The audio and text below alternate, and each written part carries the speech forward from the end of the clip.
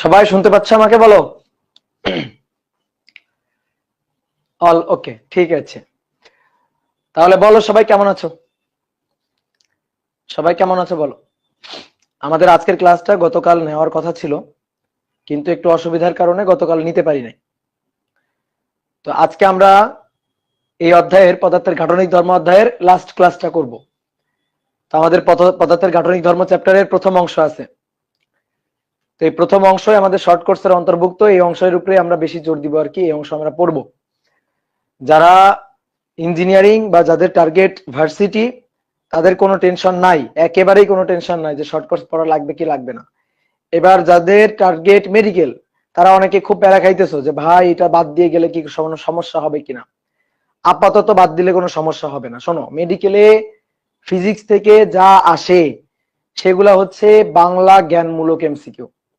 এর জন্য দাগানো বই, এর জন্য ইসাক স্যারের বইয়ের কিছু জিনিস মানে যেগুলা শর্ট কোর্সের মধ্যে নাই আর কি, এগুলা থেকে খুবই রেয়ার। প্রথম কথা হচ্ছে খুবই রেয়ার কোশ্চেন আসবে।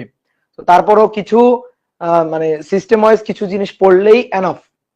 ঠিক আছে, তোমাদের পুরো হচ্ছে ম্যাথমেটিক্যাল ডেরিভেশন, তারপরে হচ্ছে বিভিন্ন ধরনের যে বড় বড় ম্যাথ প্রবলেম গুলো আছে, এগুলা না করলেও চলবে, কোনো সমস্যা নাই। তো এটা নিয়ে আপাতত প্যারা খাওয়ার কিছু নাই। এগুলা আমরা তোমাদের সবকিছু দিয়ে দিব। তোমরা যাদের টার্গেট মেডিকেল, কোনো টেনশন নাই, এটা নিয়ে আপাতত কোনো টেনশন নাই। কি ক্লিয়ার? একেবারে নিশ্চিন্ত থাকতে পারো। এখন যদি তোমাকে ওটা পড়ানো হয়, তুমি পড়বা না, তুমি বোর্ড পরীক্ষার জন্য যেহেতু নাই, সুতরাং তুমি এটা প্র্যাকটিস করবা না, তুমি পড়বা না, পরে ভুলে যাবা। বুঝতে পারছো? ওকে, তাহলে সবাই ভালো আছো আশা করি। আমরা আজকে তাহলে শুরু করে দিই। আজকে আমরা পড়বো খুবই সামান্য। আজকে পড়া খুবই সামান্য। জাস্ট আমরা দুইটা ম্যাথ প্রবলেম সলভ করব এবং একটা থিওরিটিক্যাল জিনিস পড়বো, একটা গ্রাফ নিয়ে একটু আলোচনা করব। তো আমরা গত ক্লাসে পয়জনের অনুপাত পড়ছিলাম। তোমাদের সবাই কি মনে আছে? আমরা গত ক্লাসে পয়জনের অনুপাত পড়ছিলাম। বলো, মনে আছে? পয়জনের অনুপাতের সূত্র মনে আছে কিনা? পয়জনের অনুপাতকে কি দিয়ে প্রকাশ করা হয়? সিগমা দিয়ে প্রকাশ করা হয়। এটা সমান সমান পার্শ্ব বিকৃতি বাই দৈর্ঘ্য বিকৃতি। আমরা যখন কোনো একটা ধাতব তারের উপর বল প্রয়োগ করব, ধরো একটা ধাতব তার, এটাকে টেনে লম্বা করলাম, লম্বা করলে লম্বা তো হবেই, দৈর্ঘ্য তো বাড়বেই, দৈর্ঘ্য বিকৃতি ঘটবে, কিন্তু পার্শ্ব ব্যাস সেটারও তো বিকৃতি হবে। তাহলে পয়জন, বিজ্ঞানী পয়জন বিভিন্ন ধাতুর জন্য, আমি বলছিলাম কিন্তু শর্ত দুটো মাথায় রাখতে হবে। কি? বিভিন্ন ধাতুর জন্য, বিভিন্ন ধাতুর জন্য আলাদা আলাদা ধাতু, আলাদা আলাদা পয়জনের অনুপাত, আলাদা আলাদা ধাতু, আলাদা আলাদা ম্যাটেরিয়াল, আলাদা আলাদা পয়জনের অনুপাত, এবং স্থিতিস্থাপক সীমার মধ্যে, তাহলে ভিন্ন ভিন্ন ধাতুর স্থিতিস্থাপক সীমার মধ্যে পার্শ্ব বিকৃতি এবং দৈর্ঘ্য বিকৃতির অনুপাত যে ধ্রুব সংখ্যাটা হয়, সেই ধ্রুব সংখ্যাটাকেই ওই ধাতুর ওই ম্যাটেরিয়ালের পয়জন অনুপাত বলে। ক্লিয়ার? তাহলে চলো আমরা তাহলে আজকে পয়জন অনুপাত রিলেটেড দেখি কি প্রবলেম আমরা সলভ করতে পারি। তো প্রথম কোশ্চেনটা লিখো দেখি। লিখো, 1 নম্বর কোশ্চেনটা বলা হচ্ছে 2 মিলিমিটার ও 4 মিলিমিটার ব্যাসের ব্যাসের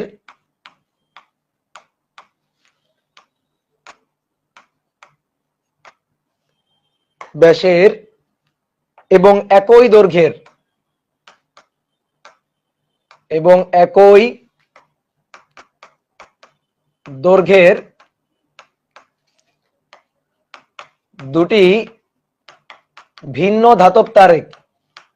দুটি ভিন্ন ধাতব তারে সমপরিমাণ ওজন বল ঝুলানো হলো। সমপরিমাণ ওজন বা ভার ঝুলানো হলো।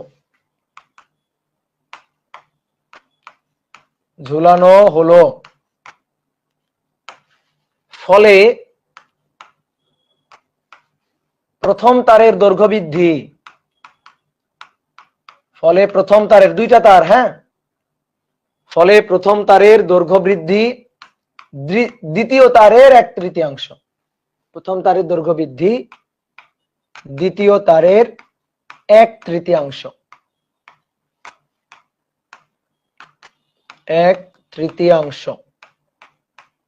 বুঝছো? এটা হচ্ছে আমাদের উদ্দীপক। এটা হচ্ছে আমাদের উদ্দীপক। আর বলা হচ্ছে দ্বিতীয় তারের পয়জনের অনুপাত। দ্বিতীয় তারের পয়জনের অনুপাত 0.26। দ্বিতীয় তারের পয়জন অনুপাত দেওয়া আছে।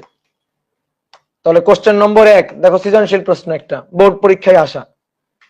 কোশ্চেন নম্বর 1 বলা হচ্ছে দ্বিতীয় তারের দৈর্ঘ্য 5% বৃদ্ধি করলে ব্যাস কতটুকু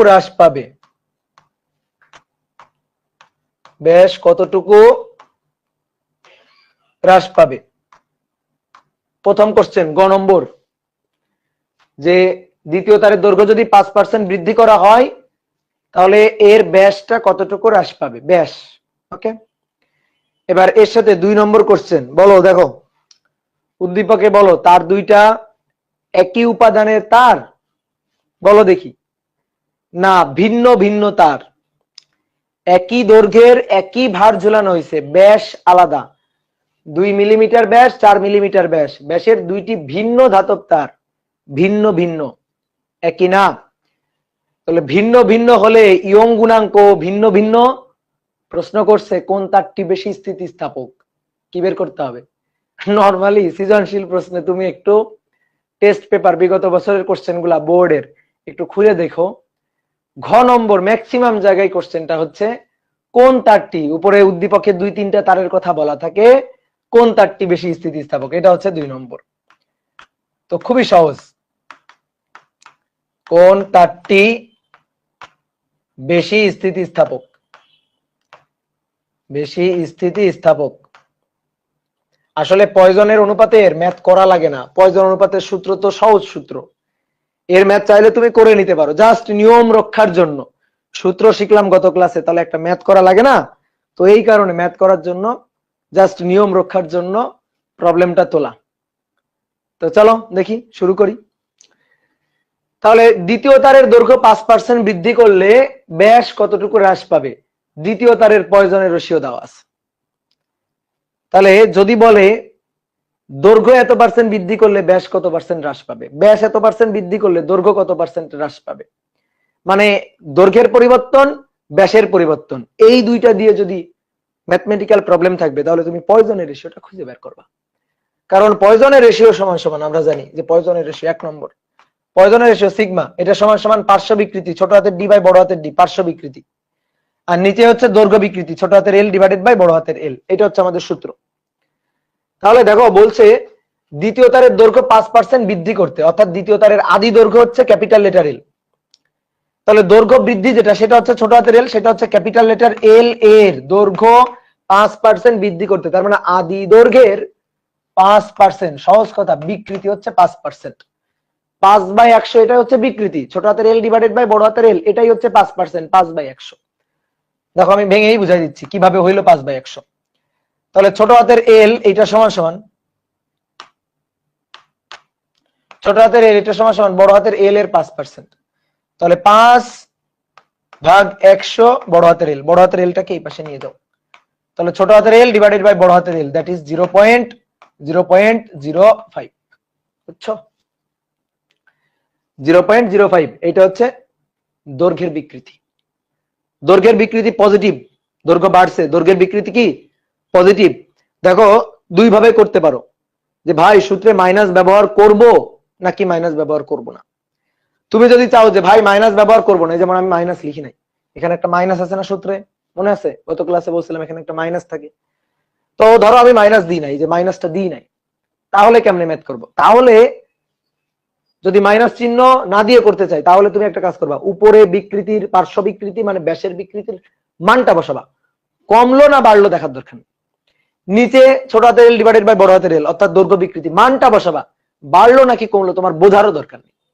তাহলে তখন তুমি ম্যাথটা করতে এইভাবে আর কি, যে সিগমা সমান সমান 0.26, ঠিক আছে, ছোট হাতের এল ডিভাইডেড বাই বড় হাতের এল, জাস্ট মানটা বসাবা 0.05, ছোট হাতের ডি বাই বড় হাতের ডি, এই মানটা দরকার, তাহলে ছোট হাতের ডি ডিভাইডেড বাই বড় হাতের ডি, এটা সমান সমান 0.26 ইন্টু দেখি 0.05 কত আসে, 0.26 ইন্টু 0.05, তাহলে 0.013 এটা আসছে। ঠিক আছে, তাহলে এইটা হচ্ছে ব্যাসের বিকৃতি। তার মানে দেখো এদিকে দেখো, এটাই কিন্তু অ্যান্সার। এটার এবার পার্সেন্টেজ করে দিলে কিন্তু অ্যান্সার হবে। এটার এবার 100 দিয়ে গুণ করে পার্সেন্টেজ করে দিবা, তাহলেই কিন্তু অ্যান্সার হয়ে যাবে। 0.013 গুণ 100%, তাহলে 1.3%। এই যে ব্যাস এত পার্সেন্ট দৈর্ঘ্য বাড়ানো হয়েছে, তাহলে ব্যাস এত পার্সেন্ট হ্রাস পাবে। ঠিক আছে, ব্যাস এত পার্সেন্ট হ্রাস পাবে, ব্যাস 1.3% হ্রাস পাবে। অনেকে বলতে ভাই এটা তো আপনি ব্যাসের বিকৃতি মানে পার্শ্ব বিকৃতি বের করছেন। এটাই তো চাইছে। কিভাবে এটা চাইছে? এই যে ছোট হাতের এ, ছোট হাতের ডি, এটা সমান সমান এই দেখো 0.013 বড় হাতের ডি, আদি ব্যাসের এত অংশ হবে। তাহলে এটার পার্সেন্টেজ করলে 1.3% অফ বড় হাতের ডি, তাহলে ব্যাস কতটুকু হ্রাস পাবে? ব্যাস পূর্বের 1.3% হ্রাস পাবে। বুঝতে কি পারছো? ঠিক আছে, তাহলে দৈর্ঘ্য বৃদ্ধি হলে ব্যাস হ্রাস পাবে। এটা গেল। এবার অনেকে কি করে, ভাই আমি মাইনাস দিয়ে করব। ওকে, তাহলে সেই ক্ষেত্রে যে মাইনাস দিয়ে করবে সে কি করবে? দেখো, ছোট হাতের ডি বাই বড় হাতের ডি, ছোট হাতের এল ডিভাইডেড বাই বড় হাতের এল, সে কি করবে? সে তখন কম না বৃদ্ধি সেটা কনসিডার করবে। তাহলে মাইনাস দিলে পার্শ্ব বিকৃতি, দৈর্ঘ্য বিকৃতি কোনটা বাড়লো কোনটা কমলো এটা কিন্তু কনসিডার করতে হবে। আর যদি তুমি মনে করো আমি প্লাস দিয়ে লিখবো, তাহলে এগুলো তোমার কনসিডার না করলেও চলবে, মানে তোমার বোঝার দরকার নেই, তুমি শুধু মান টেনে বসাই দিবা। মাইনাস না দিলে শুধু মান টেনে বসাই দিবা, মাইনাস না দিলে মান টেনে বসাই দিবা। আর মাইনাস দিলে বুঝতে হবে বাড়লো নাকি কমলো, বাড়লে পজিটিভ হবে, কমলে সেটা নেগেটিভ হবে।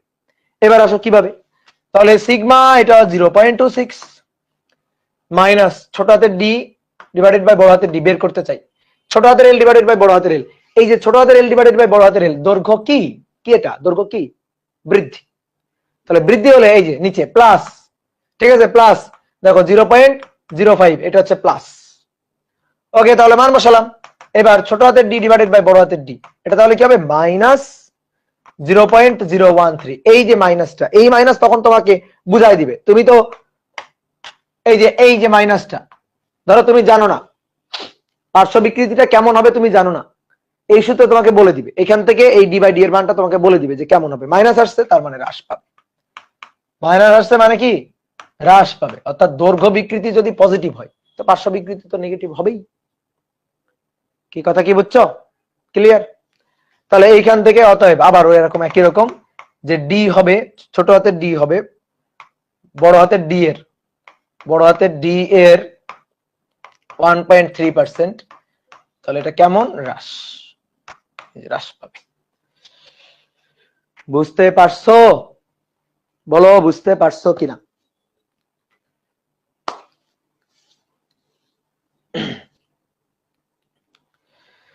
জাহির হাসান, দাদা আগের গুলা কমপ্লিট করি নাই, বুঝতে প্রবলেম হচ্ছে। তোমার বুদ্ধি মাথাতে থাকে না, তোমার বুদ্ধি থাকে হাঁটুতে, বুঝলা? তোমার বুদ্ধি থাকে হাঁটুতে। তুমি আগে হচ্ছে দুপুরের খাবার খাও, তারপরে গিয়ে সকালের খাবার খাও, তাই তো?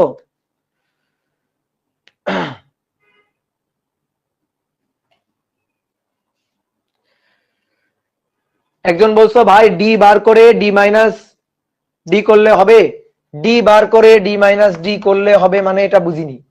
এই ডি তুমি বার করবা কেমনে? এটা তুমি বার করবা কিভাবে? এটার মান তো বার করা যাবে না। এইটা, এই যে ডিটা, এটা বড় হাতের ডি এর কত পার্সেন্ট সেটা বের করা যাবে। কেউ যদি বলো ভাই এইটা দিয়ে আমি যদি, হ্যাঁ ছোট হাতের ডি হচ্ছে বড় হাতের ডি এর এত পার্সেন্ট, তাহলে বড় হাতের ডি এর ডি থেকে ছোট হাতের ডি ধরে আমি বিয়োগ দিব, কত? সেটা 0.013 ডি। তো ভাই এইটা যেটা থাকলো সেটা তো ব্যাস কমলো না। গত ক্লাসে কি বুঝাইছিলাম? ছোট হাতের ডি এর পরিচয় কি? ব্যাসের কমে যাওয়া। আর বড় হাতের ডিটা কি? বড় হাতের ডিটা হচ্ছে আদিতে ব্যাস। এবার বড় হাতের ডি থেকে ছোট হাতের ডি যদি বাদ দেওয়া হয়, বড় হাতের ডি থেকে ছোট হাতের ডি যদি বাদ দেওয়া হয়, তাহলে সেটা যেটা পাওয়া যাবে, বড় হাতের ডি থেকে ছোট হাতের ডি যেটা বাদ দেওয়া হয়, এটা যেটা পাওয়া যাবে সেটা তো পরিবর্তিত এখন বর্তমান ব্যাস। কি কথা বুঝছো? ক্লিয়ার? ঠিক আছে, ক্লাস সিরিয়াল বাই করতে হবে। গোনা শেখবা যারা এই যে বলো ভাই এই ক্লাসটা করলে বুঝতে পারবো কিনা, আগের ক্লাস করি নাই, 4 নম্বর করি নাই, 6 নম্বর বুঝতে পারবো কিনা, তারা গুণা শিখবা। ঠিক আছে, এই যে ছোটবেলায় শিখছিলে না, ছোটবেলায় যে ধারাপাতের বইতে দেখবা ওই যে গণনা করা শেখানো হইতো, 1 2 3 4 5 6 তারপর 7, আজকে 7 নম্বর ক্লাস। বুঝতে পারছো? ওকে, এবার আসো, কোন তারটি বেশি স্থিতিস্থাপক গাণিতিক ভাবে যাচাই করো। খুবই সহজ কথা, যার ইয়ং গুণাঙ্কটা বেশি। এটা তুমি পারবা, এটা অবশ্য আগের জিনিস। তাহলে দেখো আমরা একটু এখানে দেখি যে 2 মিলিমিটার 4 মিলিমিটার ব্যাসার্ধের এত ব্যাসের কি লিখছি, ব্যাসারে কি লিখছি এটা আমি, হাই হাই সি সি, ব্যাসারে, ব্যাসারের মানে কি, ব্যাসের হবে, ব্যাসের। ঠিক আছে, হাসিও না কিন্তু। এবার আসো, তাহলে দুটো তার, একটা তার চিকন আর একটা তার বেশ মোটা, দুটো তার, একটা তার চিকন একটা তার মোটা, এটার ব্যাস 2 মিলিমিটার ব্যাস, আর এটার ব্যাস 4 মিলিমিটার। এটার ইয়ং গুণাঙ্ক y1, এটার ইয়ং গুণাঙ্ক y2, একই ভার ঝুলানো হয়েছে, তার মানে প্রযুক্ত বল F সেম, প্রযুক্ত বল F সেম, একই দৈর্ঘ্যের। দেখো তোমার খাতায় লেখা আছে একই দৈর্ঘ্যের, তাহলে ক্যাপিটাল লেটার L সেম। এই দেখো, এই যে একই দৈর্ঘ্যের দুটি ভিন্ন ধাতব তারে সমপরিমাণ ওজন ভার, সমপরিমাণ ওজন বা ভার ঝুলানো হলো, তাহলে এফটা সেম, ভিন্ন ভিন্ন তার ইয়ং গুণাঙ্ক আলাদা, দৈর্ঘ্যটা সেম, কারণ একই দৈর্ঘ্য বলছে, তাই তো, ব্যাস আলাদা আলাদা। ঠিক আছে, তাহলে এর ব্যাসার্ধ r1 1 মিলিমিটার, আর এর ব্যাসার্ধ ভাই r2 কত, 2 মিলিমিটার। তো আমি তোমাকে কি বলছি, এই টাইপের ম্যাথ করতে গেলে কি করতে হয় মনে পড়ে, দুটো সূত্র লিখে ফেলতে হয়। y1 এটা ইকুয়াল টু f বড় হাতের L ডিভাইডেড বাই a ছোট হাতের l, y2 equal to f বড় হাতের L ডিভাইডেড বাই a ছোট হাতের l। এটা 1 নং সমীকরণ, এটা 2 নং সমীকরণ। অলরেডি আমি এই জিনিসটাই তোমার আগেও করাইছি, ঠিক সেম টাইপের ম্যাথ। এফটা সেম, ক্যাপিটাল লেটার এলটা সেম, a1 a2 যেহেতু ব্যাস আলাদা তাহলে প্রস্থচ্ছেদ আলাদা হয়ে যাবে, আর যেহেতু এটা আলাদা হয়েছে তার মানে অবশ্যই বুঝতেই পারতেছি L1 আর L2 আলাদা হবে। ঠিক আছে, L1 আর L2 আলাদা হবে। তাহলে এখন এই দুইটাকে ভাগ দিয়ে দাও, y1 ডিভাইডেড বাই y2 ভাগ দিলে f capital letter L divided by a1 L1, a2 L2 উপরে চলে গেল, নিচে f আর L ভাগ, fl fl কাটাকাটি। এবার y1 ডিভাইডেড বাই y2 দেখতে হবে কোন তারটি বেশি স্থিতিস্থাপক। a2 equal to pi r2 square, নিচে a1 পাই r1 স্কয়ার, উপরে L2 L1, পাই পাই কাটাকাটি। দেখো এবার ভালো করে দেখো, y1 বাই y2 সমান সমান r2 এর মান 2 মিলিমিটার, r1 এর মান 1 মিলিমিটার, তাহলে r2 হচ্ছে 2, r1 এর মান 1, যেহেতু উপরেও মিলিমিটার নিচেও মিলিমিটার, ইউনিট কনভার্টের কোনো দরকার নেই। এইবার আসো মজার ব্যাপার, এখানে দেখো প্রশ্নটা আবার একটু পড়ি। ফলে 2 নম্বর লাইন, ফলে প্রথম তারের দৈর্ঘ্য বৃদ্ধি, প্রথম তারের দৈর্ঘ্য বৃদ্ধিটা হচ্ছে ছোট হাতের L1, দ্বিতীয় তারের দৈর্ঘ্য বৃদ্ধির 1/3।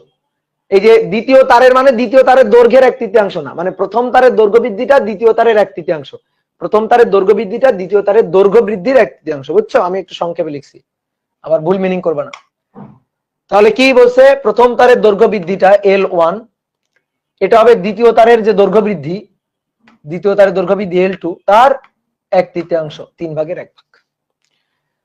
ঠিক আছে, তাহলে L1 সমান সমান L2 বাই 3, আর কি, তাহলে 3 আমার কি লাগবে, L2 বাই L1 লাগবে। বুঝছো, L2 বাই L1 লাগবে, তাহলে L2 বাই L1 এটা হচ্ছে 3 অনুপাত, এটার অনুপাত বসে দাও, L2 বাই L1 3। অথবা এটাও লিখতে পারতা, ধরো এই যে এটা হচ্ছে L2 আর L1 হচ্ছে L2 এর 3, একবার এটাও লিখতে পারতা, সাইডে ওটা না লিখে L2 L2 কাটাকাটি করে 3 চলে যাইতো উপরে। তাহলে দেখি তো এখানে কত থাকলো, 2 এর বর্গ মানে 4 আর 3 উপরে, তার মানে 12 না? বলো তো ঠিক আছে কিনা? তাহলে y1 আর y2 এটার অনুপাত 12:1। তাহলে y1 is greater than y2। তাহলে প্রথম তারটি বেশি স্থিতিস্থাপক। বুঝতে পারছো? হ্যাঁ হ্যাঁ, এই যে শফিন আহমেদ একটা নতুন সুন্দর জিনিস বুঝে গেছে। হ্যাঁ, এটা তো কমন সেন্স দিয়েও বলা যাইতো। ঠিক আছে, এটা তো কমন সেন্স দিয়েও বলা যাইতো। ওই যে আগে একবার শিখাইছিলাম জিনিসটা।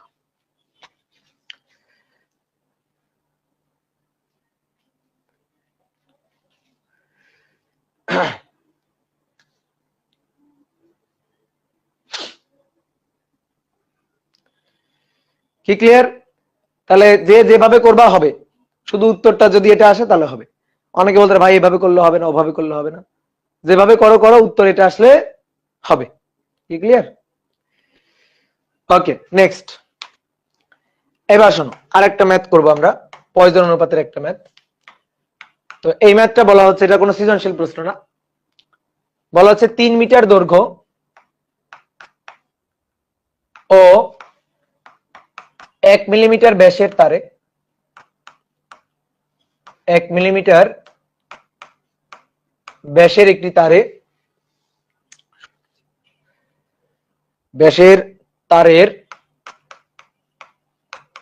পয়জনের অনুপাত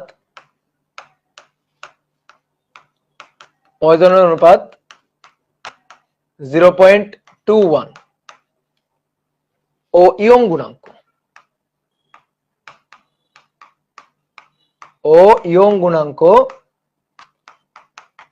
125 গুণ 10⁻11 Newton per metre square.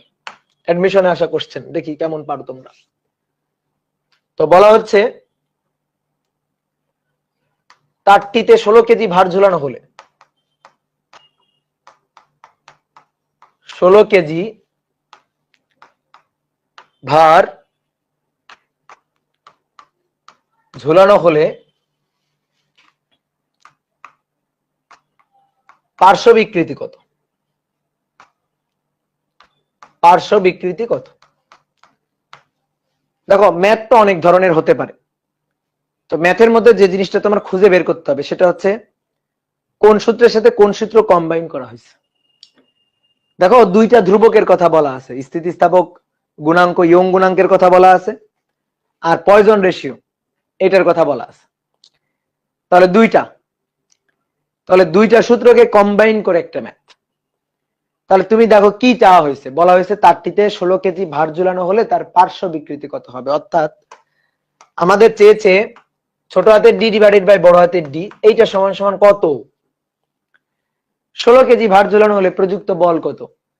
F equal to mg, that is 16 গুণ 9.8। 3 মিটার দৈর্ঘ্য, আদি দৈর্ঘ্য দেওয়া আছে, ব্যাস দেওয়া আছে, পয়জন রেশিও দেওয়া আছে, ইয়ং গুণাঙ্ক দেওয়া আছে। তাহলে আমার এই তথ্য থেকে বের করতে চাই পার্শ্ব বিকৃতি। কখন পার্শ্ব বিকৃতি? দেখো, আমি যত বেশি বল দিয়ে টানবো দৈর্ঘ্য তত বাড়বে, ব্যাস তত কমবে স্থিতিস্থাপক সীমার মধ্যে, তাই তো হবে। কখন? যখন আমরা 16 কেজি ভার ঝুলাবো তখন। তো 16 কেজি ভার ঝুলানোর পরে পার্শ্ব বিকৃতি বের করতে হবে। কি ক্লিয়ার? আসো তাহলে দেখি, তোমরা আগে লিখো না। সিগমা সমান সমান পার্শ্ব বিকৃতি কি দৈর্ঘ্য স্থিতিস্থাপক গুণাঙ্ক ইয়ং গুণাঙ্কের সূত্রে পাওয়া যায় পার্শ্ব বিকৃতি? বলো না। কোথায় পাওয়া যায়? পাওয়া যায় পয়জন রেশিওতে। তাহলে সিগমা ইকুয়াল টু এই যে পার্শ্ব বিকৃতি ছোট হাতের ডি বাই বড় হাতের ডি, ছোট হাতের এল ডিভাইডেড বাই বড় হাতের এল। তাহলে আমি কিন্তু তোমাকে দুই নিয়মে শিখাইছি, মাইনাস তুমি দিতেও পারো নাও পারো। বুঝতে পারছো? এটা তোমার ইচ্ছা। ঠিক আছে, এখানে মাইনাস না দিয়েও করা যাবে, বোর্ড বইতে করছে মাইনাস দিয়েও করা যাবে। ঠিক আছে, তোমার ইচ্ছা। তাহলে আসো, আমরা বের করতে চাই কোনটা। দেখো তাকাও, আমরা বের করতে চাই কোনটা? এই যে এটা বের করতে চাই। এটা তো আমরা যে জানি, তাই না? এটা জানি না? দেখো তো, এটা তো জানি, এই যে জানি তো, পয়জন রেশিও জানি, পার্শ্ব বিকৃতি বের করতে চাই। তাহলে দৈর্ঘ্য বিকৃতি বের করতে হবে যখন 16 কেজি ভার ঝোলানো হবে। এই দৈর্ঘ্য বিকৃতিটা বের করতে গিয়ে আমি যাব কার সূত্রে? ইয়ং গুণাঙ্কের সূত্রে। এই হচ্ছে কাহিনী, আর কিচ্ছু না। তাহলে ইয়ং গুণাঙ্কের সূত্র y equal to এফ বড় হাতের এল ডিভাইডেড বাই এ ছোট হাতের এল।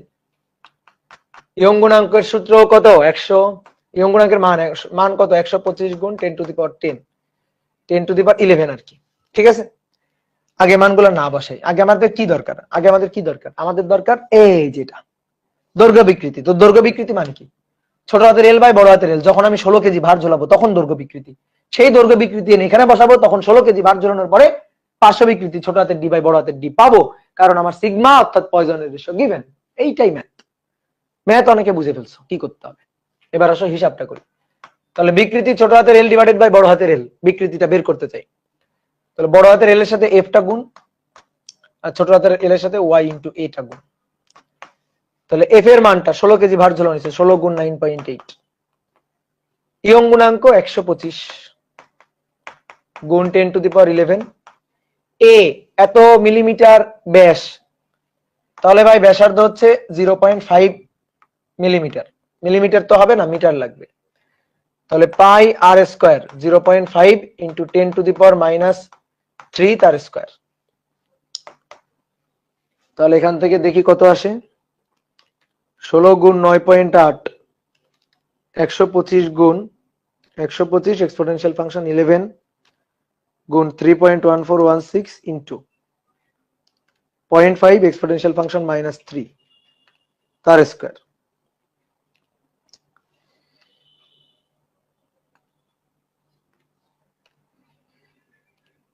(1.597 ইন্টু 10 টু দি পাওয়ার -5) এত। এর কোনো একক নেই। নাও এটা এবার এখানে এনে বসো। তাহলে সিগমা হচ্ছে 0.21, দৈর্ঘ্য বিকৃতি 1.597 ইন্টু 10 টু দি পাওয়ার -5, আর পার্শ্ব বিকৃতি ছোট ডি বাই বড় ডি। তাহলে ছোট ডি বাই বড় ডি সমান সমান এইটা ইন্টু 0.21। তাহলে 3.354 দেখি কার কার হয়েছে, আমি দেখবো এখন, কমেন্ট দেখবো। এইটা দ্যাট ইজ অ্যান্সার। ঠিক আছে, ঠিক আছে।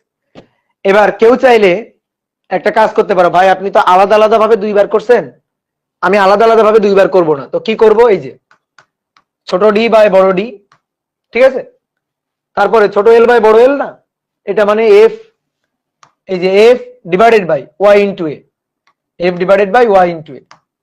তো ভাই এইভাবে করব, মান বসাই দিব এইখানে। ওকে, আমার কোনো আপত্তি নেই, হবে।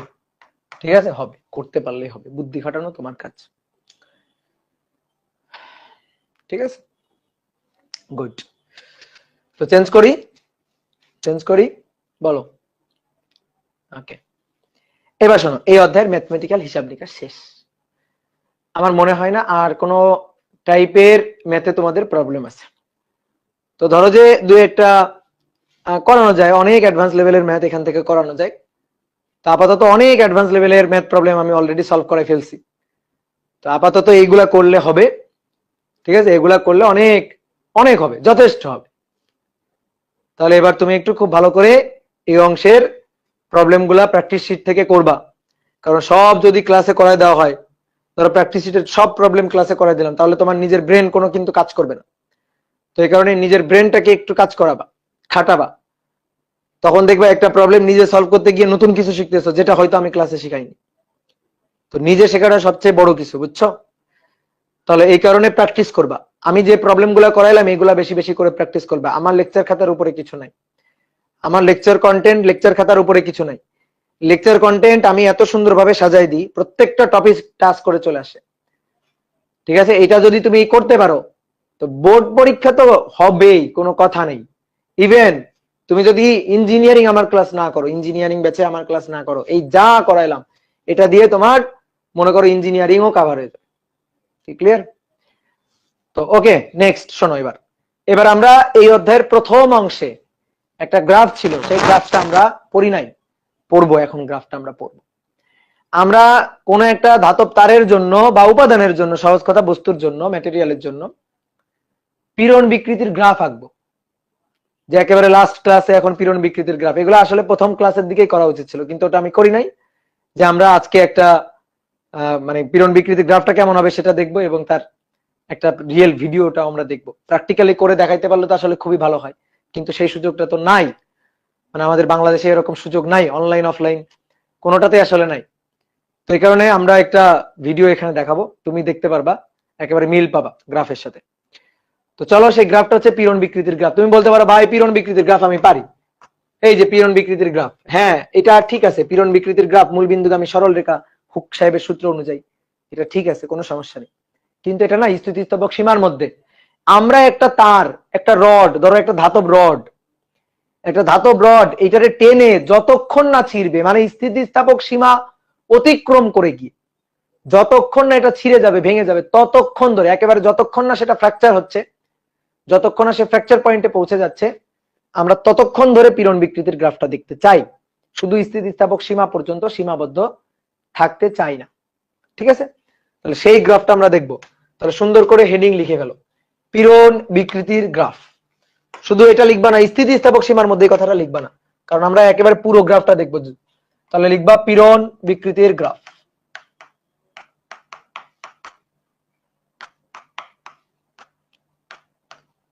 এবার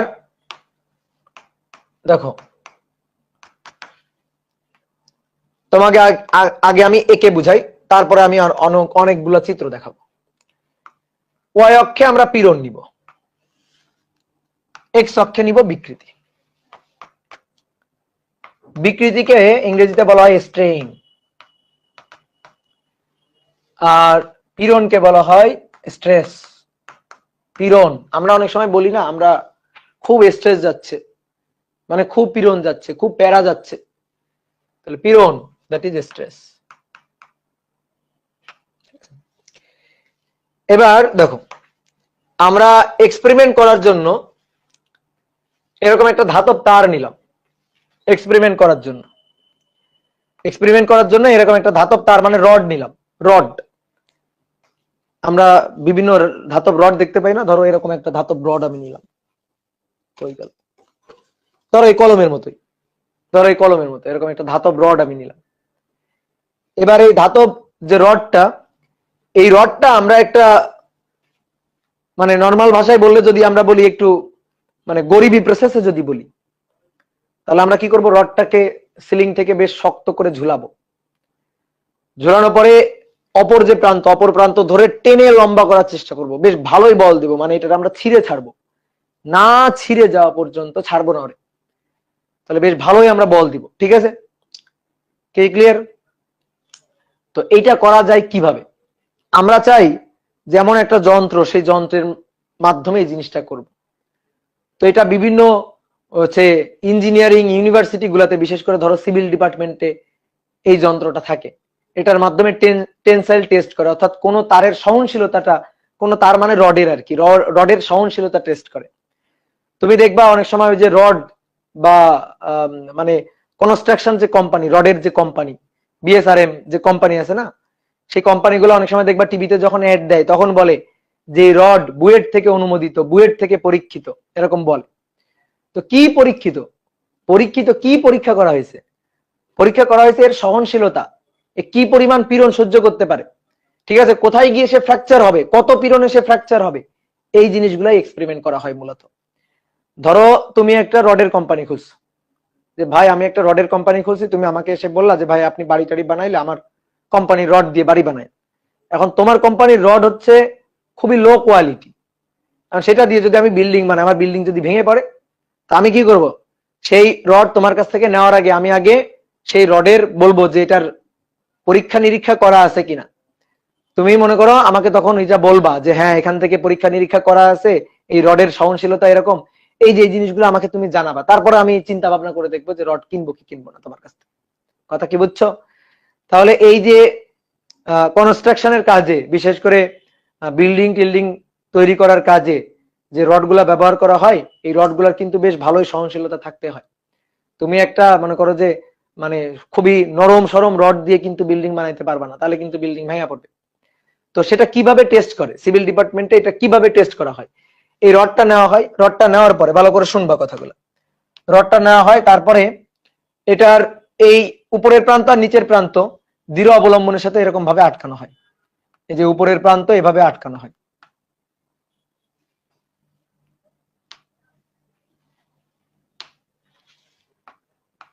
এটা ধরো এই কাঠামোটার সাথে আটকানো হয়েছে, নিচের দিকেও এভাবে আটকানো হয়েছে, নিচের দিকেও এটার সাথে আটকানো হয়েছে। তারপরে ধরো এরকম একটা লম্বা অংশ নিচের দিকে থাকে, আর পুরো এই যে যন্ত্রটা, এই যন্ত্রের মনে করো যে বেসটা হচ্ছে এটা, এই বেজের এখানে চাকাও থাকে, অনেক সময় এটারে সরাবো, ধরো আমরা টেনে সামনে নিব পিছনে নিব। এইবার আসো, এই দেখো এইটার সাথে এই যে সংযুক্ত থাকে, এটার সাথে এটা সংযুক্ত থাকে, তারপরে এটা সংযুক্ত থাকে। এবার কি করা হয়, ধরো সুইচ যখন তুমি অন করে দিবা, তখন এই দুইটা না মুভ করতে পারে, এই যে এইটা আর এটা মুভ করতে পারে, এই যে এটা মুভ করতে পারে, এই যে এটা মুভ করতে পারে। তো কিভাবে মুভ করে, এটা উপরে উঠতে পারে, এটা নিচে নামতে পারে, মাঝখানে তো রড বসাই দিছো, তাহলে এটা যদি উপরের দিকে ওঠে, যে এটা এই কাঠামো বেয়ে বেয়ে উপরে উঠতে পারে, নিচে নামতে পারে, উপরে উঠতে পারে, নিচে নামতে পারে। তাহলে এই দুইটা যদি উপরের দিকে ওঠে, মানে একটা তারকে টেনে তুমি লম্বা করবে, একটা রডকে টেনে, তো রডকে টেনে লম্বা করতে গেলে তো অনেক বেশি বল দিতে হবে, তো ম্যানুয়ালি তো দেওয়া সম্ভব না, আমরা যন্ত্রের মাধ্যমে দিব। তো যন্ত্রের মাধ্যমে দিব, এই যে যন্ত্রের মাধ্যমে দিব, টেনে লম্বা করব। তো সুইচ অন করে দিব, এই মেশিনটার সুইচ অন করে দিব, সুইচ অন করে দিলে এটা উপরের দিকে উঠবে, এটা নিচের দিকে নামবে, তার মানে তারপরে যাবে পিরনে, ঠিক আছে। তারের উপরে কিন্তু স্ট্রেস প্রযুক্ত হবে, তো স্ট্রেস প্রযুক্ত হলে সেটা এই তারটা বা এই রডটা এটা লম্বা হবে, দৈর্ঘ্য বিকৃতি হবে, সেই দৈর্ঘ্য বিকৃতি এখানে বসাই দিব, আর কি পরিমাণ পীড়ন দিয়ে আমি টানতেছি সেই পীড়ন এখানে বসাবো। এখন এগুলো হিসাব করব কিভাবে, এগুলো অটোমেটিক্যালি হিসাব করব সেন্সর দিয়ে, এখানে বিভিন্ন ধরনের সেন্সর থাকবে, সেই সেন্সর হিসাব করবে, তার সাথে মনে করো যে একটা কম্পিউটার অ্যাড করে রাখবো, এই মেশিনের সাথে একটা কম্পিউটার অ্যাড করে রাখবো। তো সিমুলেশন সফটওয়্যারের মাধ্যমে গ্রাফটা আমরা এখানে দেখতে পাবো, এটাই হচ্ছে কাহিনী।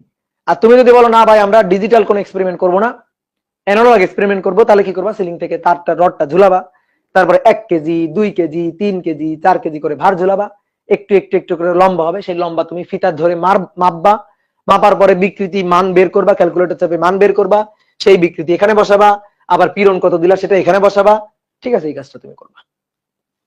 কথা বুঝলা? তো এটা তো অ্যানালগ, আগের মানুষ করতো, তো এখন তো বিভিন্ন ধরনের যন্ত্রগুলো আসছে এক্সপেরিমেন্ট করার জন্য, তাহলে আমরা যন্ত্রের ব্যবহার করব, আমরা গ্রাফ সিমুলেশনে করব, মানে গ্রাফের যে ব্যাপারটা এটা সিমুলেশন সফটওয়্যারের মাধ্যমে করব, কম্পিউটারে করব।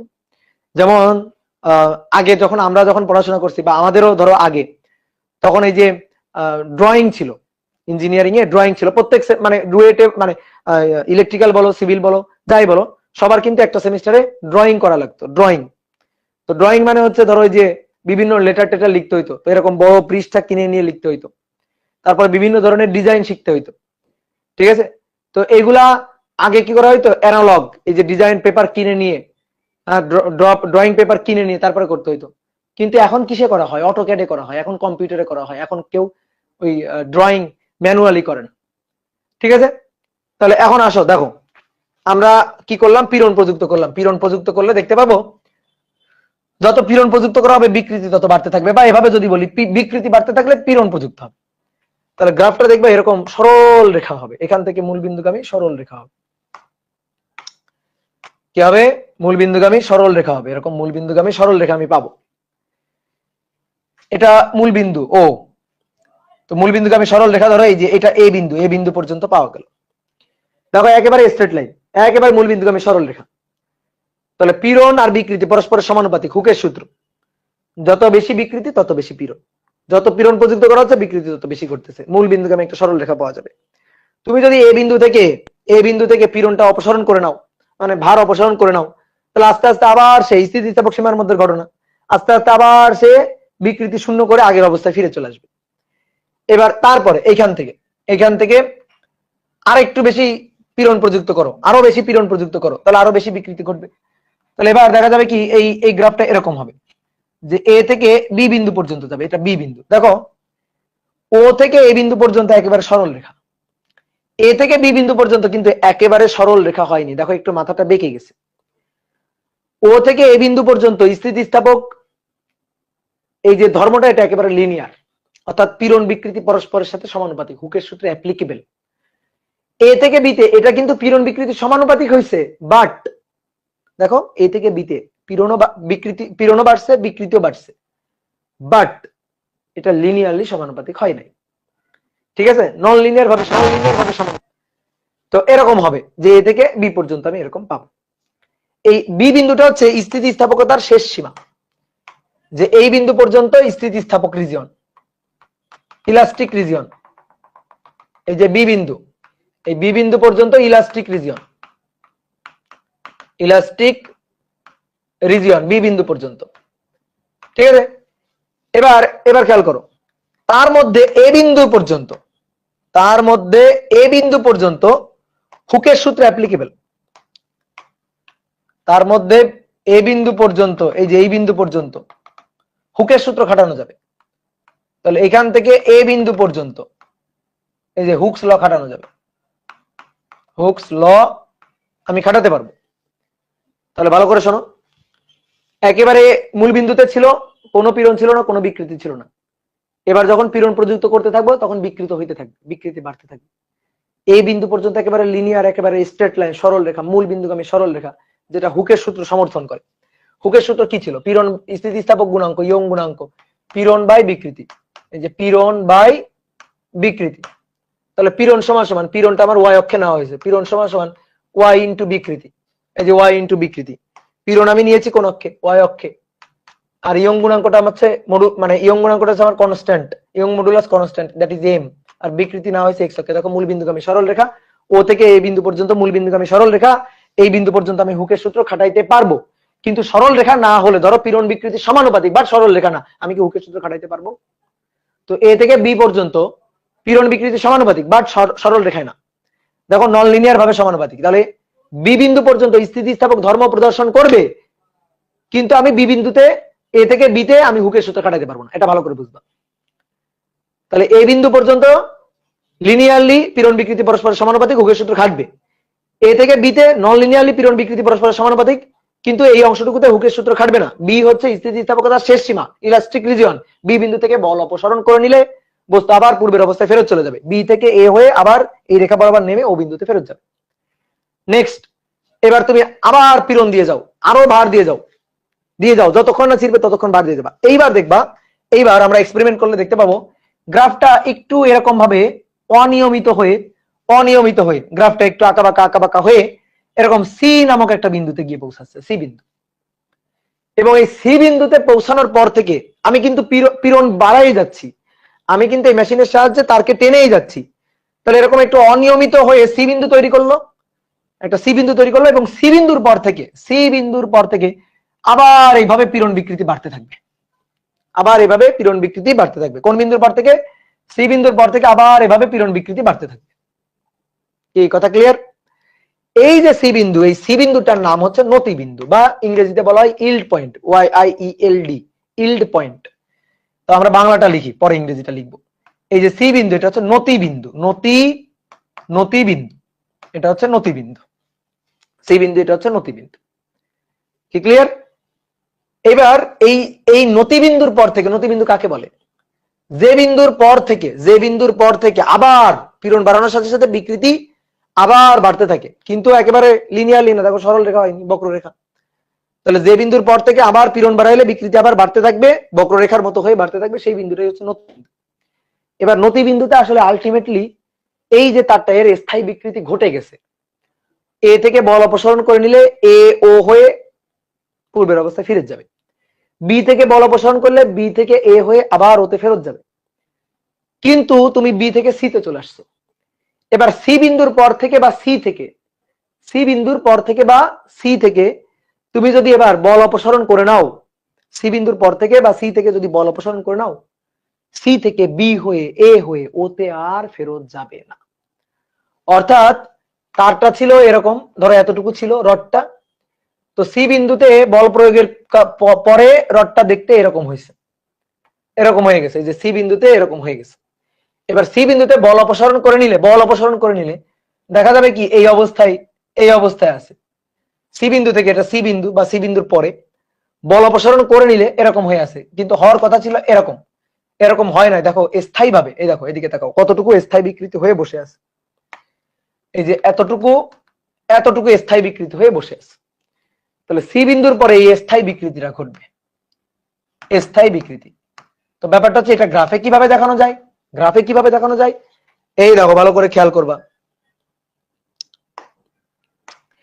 সি বিন্দু থেকে যখন আমি বল অপসারণ করে নিব তখন এইভাবে ফেরত আসবে। দেখো সি থেকে বি হয়ে এ হয়ে ওতে ফেরত আসে নাই, এইভাবে ফেরত আসবে।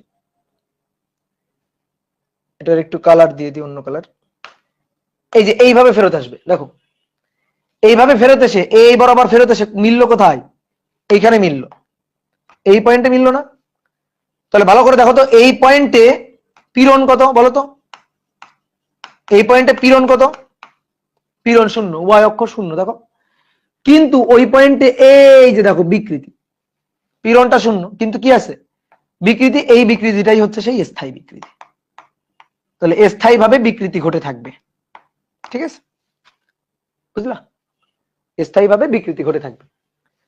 তাহলে সি বিন্দু থেকে বল প্রয়োগ করতে থাকলে, সি বিন্দু থেকে বল প্রয়োগ করতে থাকলে আবার বাড়তে বাড়তে বাড়তে বাড়তে দেখো পীড়নও বাড়তেছে, বিকৃতি বাড়তেছে, পীড়নও বাড়তেছে, বিকৃতি বাড়তেছে, বাড়তে বাড়তে এরকম কোন একটা বিন্দুতে গিয়ে পৌঁছাবে। এই বিন্দুটার নাম হচ্ছে ধরো ডি বিন্দু।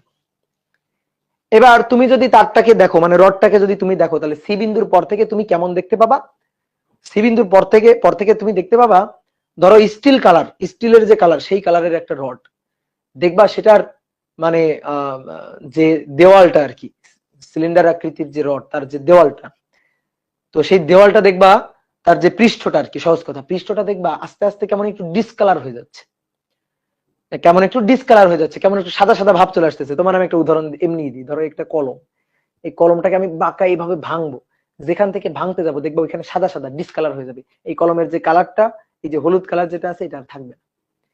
তো এবার দেখবা যে সি থেকে বল প্রয়োগ করতে থাকলে আস্তে আস্তে আস্তে আস্তে আস্তে ডি বিন্দুতে তারটা ডিসকালার হইতে থাকবে, শক্ত হইতে থাকবে, এবং এই ডি বিন্দুতে এখন সবচেয়ে বেশি পীড়ন। দেখো এতে যা পীড়ন, বিতে যা পীড়ন, সিতে যা পীড়ন, ডিতে সবচেয়ে বেশি পীড়ন।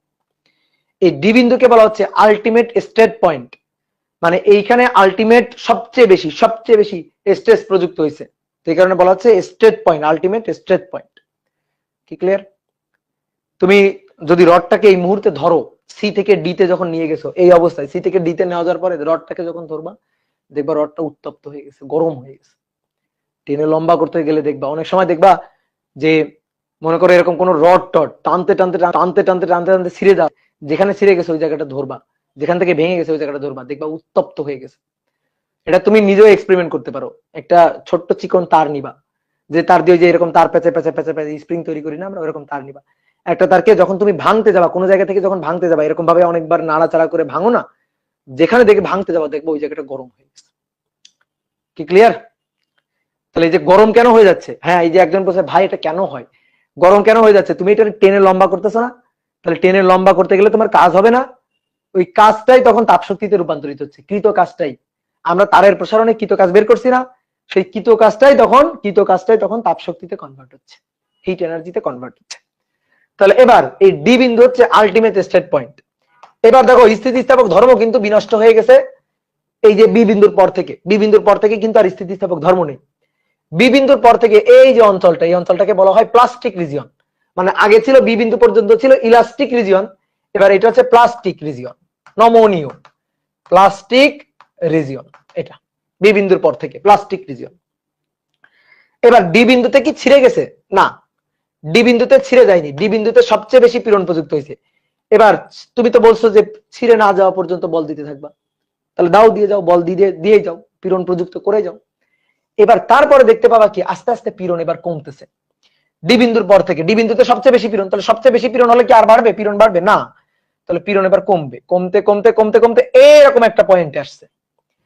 ডি বিন্দুর পর থেকে দেখবা, ডি বিন্দুর পর থেকে দেখবা পীড়নটা কমে যাবে। কেন কমে যাবে? এই যে এই কলমটা রড টানতেছি টানতেছি টানতে টানতে ডি বিন্দুতে চলে গেছি, এবার এখনো ছিঁড়ে যায় নাই, এবার ছিঁড়ে যাবে, এবারের ছিঁড়ে যাওয়ার সময় হয়ে গেছে। তখন দেখবা এই তারটা এরকম, যে আমি এখানে এঁকে দিচ্ছি তোমাকে, দেখবা কোনো একটা জায়গা থেকে এই তারটা এরকম ছিল, তো দেখবা কোনো একটা জায়গা থেকে মাঝখানের দিকেই, মানে নরমালি মাঝখানের দিকেই হবে, এই মাঝখানের কোনো একটা জায়গা থেকে এরকম নেকিং সরু হয়ে যাওয়া শুরু করছে, সরু হয়ে যাওয়া মানে যেখান থেকে আর কি সরু হয়ে যাওয়া শুরু করছে ওইখান থেকে আর কি ছিঁড়ে যাবে। এই যে এটাকে বলা হচ্ছে নেকিং। নেকিং, নেকিং মানে কি? সরু হওয়া। তো সরু হওয়া শুরু করবে এই ডি বিন্দুর পর থেকে। তো ডি বিন্দুর পর থেকে যদি সরু হওয়া শুরু করে, তুমি একটা জিনিস চিন্তা করো, কমন সেন্স কাটা চিন্তা করো, টানতে টানতে ছিঁড়ে যাবে, যে জায়গা থেকে ছিঁড়ে যাবে সেই জায়গা সরু হওয়া শুরু করছে। যখন এরকম সরু হওয়াটা শুরু করবে তখন দেখবা খুব সহজে টেনে অনেক লম্বা করা যাচ্ছে। অনেক সময় সরু হয়ে যাবে যখন, তখন দেখবা খুব সহজে টেনে অনেক লম্বা করা যাচ্ছে। তাহলে কি হচ্ছে, খুব সহজে টেনে যদি অনেক লম্বা করা যাচ্ছে, তার মানে বিকৃতি বেশ ভালোই বাড়বে, কিন্তু পীড়ন অনেক কম দেওয়া লাগতেছে। এরকম দিতে দিতে দিতে দিতে এক সময় এই পয়েন্ট, এটা ই পয়েন্ট, ই পয়েন্ট হচ্ছে ফ্র্যাকচার পয়েন্ট, এই পয়েন্টে এসে ছিঁড়ে গেছে। ই পয়েন্ট হচ্ছে ফ্র্যাকচার পয়েন্ট, এই পয়েন্টে এসে ভেঙে গেছে বা ছিঁড়ে গেছে, ফ্র্যাকচার, ফ্র্যাকচার পয়েন্ট। ঠিক আছে, এই পয়েন্টে এসে ছিঁড়ে গেছে বা ভেঙে গেছে, ফ্র্যাকচার হয়ে গেছে। এই হচ্ছে পুরো পীড়ন বিকৃতির গ্রাফ, একেবারে ছিঁড়ে না যাওয়া পর্যন্ত। এবার তুমি বলতে পারো ভাই সব ধাতুর কি আমি একই রকমই গ্রাফ পাবো? উত্তর হচ্ছে না। নর্মালি একটা আদর্শ গ্রাফ ই বিন্দু পর্যন্ত যাবে, কিন্তু এমন ম্যাটেরিয়াল, ধরো খুবই শক্ত ম্যাটেরিয়াল, ঠিক আছে, খুবই শক্ত ম্যাটেরিয়াল, তো শক্ত ম্যাটেরিয়াল গুলার দেখা যাবে কি কোনোটার এ বিন্দু পর্যন্ত পাবো, মানে এই বিন্দুতে গিয়ে ফ্র্যাকচার, কোনোটার বি বিন্দুতে গিয়ে ফ্র্যাকচার, কোনোটা বি বিন্দু পর্যন্ত টিকে থাকবে, কোনোটা সি বিন্দু পর্যন্ত টিকে থাকবে। এবার অর্থাৎ শক্ত বেশ দৃঢ় শক্ত ম্যাটেরিয়াল হলে তার এ বি বিন্দু পর্যন্ত অর্থাৎ ইলাস্টিক রিজিয়ন পর্যন্ত থাকবে। এরপরে মনে করো যে ডাকটাইল ম্যাটেরিয়াল, ডাকটাইল মানে কি নরম, নমনীয় ম্যাটেরিয়াল, ডাকটাইল মানে নমনীয় ম্যাটেরিয়াল যেগুলা একটু নরম, ধরো স্টিল বা কাঁচা লোহা, সেগুলার ক্ষেত্রে কি হবে, সেগুলার ক্ষেত্রে ধরো যে সি বিন্দু, ডি বিন্দু, ই বিন্দু থাকবে, এগুলা থাকবে। ঠিক আছে, সব ম্যাটেরিয়াল, ধরো কাঁচ, গ্লাসের এ বিন্দু থাকবে, বি সি ডি থাকে না। কিন্তু মনে করো একটু নরম কাঁচা লোহা, তার মনে করো যে ডি বিন্দু, ই বিন্দু থাকবে। কি কথা বুঝছো? তো এই হচ্ছে কাহিনী। এইবার আসো আমরা এই জিনিসটা আরো কয়েকটা গ্রাফ একটু দেখবো, তাহলে তোমাদের একটা বেশ ভালো আইডিয়া হবে। মানে গুগল সার্চ দিলে দেখবো অনেক গ্রাফ আছে। আমরা দেখো কয়েকটা গ্রাফ একটু দেখো, মানে একে একে তো আমি বুঝালাম, এবার তারপরে হচ্ছে একটু গুগল থেকে দেখাই। গুগলে এরকম অনেকগুলো চিত্র আছে, দেখো আমি বুঝাই দিই।